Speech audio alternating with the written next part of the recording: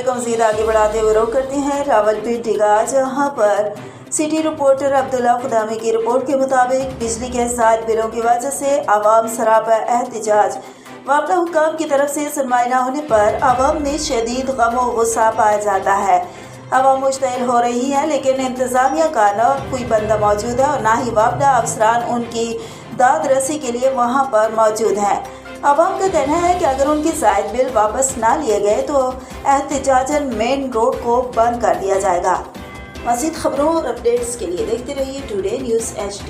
में चलेगा, अभी ऊपर चढ़ जाओ बोले भाईजान, डरने की जरूरत नहीं है। ये बहन हमें डिकेट समझते, चोर समझते, इसके हालात पता नहीं किस तरह कमाया जाता है। 3 दिन से आ रहा हूँ, ऑक्सीजन नहीं मिल रहा है। क्यों? मैं 3 दिन से आ रहा हूँ, ऑक्सीजन नहीं मिल सकता हमें SDO नहीं मिल सकता। क्यों नहीं मिलता हमारे साथ ऑक्सीजन? क्यों नहीं मिलता है हमारे साथ SDO? क्यों यहाँ का इनका कोई सुपरवाइजर नहीं मिलता है?